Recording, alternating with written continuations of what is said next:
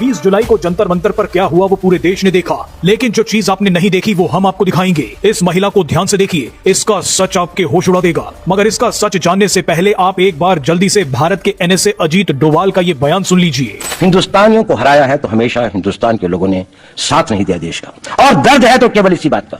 भारत के इतिहास में अगर दर्द केवल इस बात का नहीं है कि विदेशियों ने हमारे साथ क्या किया, उनका तो हम मुकाबला कर लेते।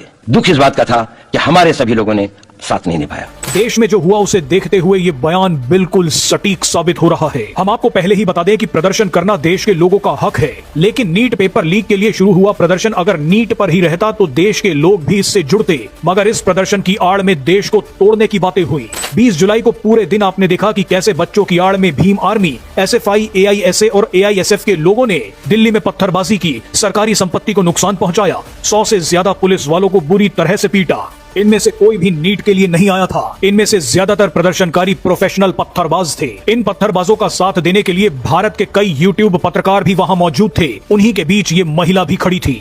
इसका नाम एली ग्राउंड्स है, जो ABC न्यूज यानी ऑस्ट्रेलियन ब्रॉडकास्टिंग कॉर्पोरेशन की फील्ड रिपोर्टर है। ये लगातार जंतर मंतर पर हो रहे CJP के विरोध प्रदर्शन की कवरेज करने आती रही है। खास बात यह है कि इसने बांग्लादेश में हुए विरोध प्रदर्शनों की भी कवरेज की थी। इसने वहां के हुड़दंगियों को भी स्टूडेंट बताया था। उन्हीं हुड़दंगियों की वजह से शेख हसीना की सरकार गिर गई थी।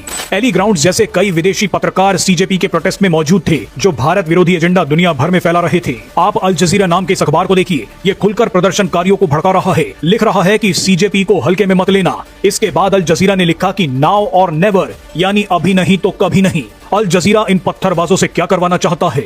ये वही अल जजीरा है जो इजराइल के पीछे भी पड़ा हुआ है, लेकिन इजराइल ने अल जजीरा के पत्रकारों की असलियत दुनिया को बता दी। इजराइल ने संयुक्त राष्ट्र में सबूत देकर बताया कि कैसे गाजा में रिपोर्टिंग करने वाला अल जजीरा का पत्रकार दिन में तो फर्जी न्यूज रिपोर्ट शूट करता था, लेकिन रात में AK-47 शूट करता था, यानी दिन में पत्रकार और रात को आतंकी। CJP प्रोटेस्ट में ऐसे कई लोग थे जो पत्रकारिता की आड़ में भारत के खिलाफ वैचारिक अलगाववाद बढ़ा रहे थे। इन लोगों को भारत के वामपंथियों, फर्जी लिबरल हिंदुओं और कट्टरपंथियों का साथ मिलता रहा है। इसीलिए अजीत डोभाल ने कहा था कि भारत को हराने वालों में भारतीय ही शामिल हैं।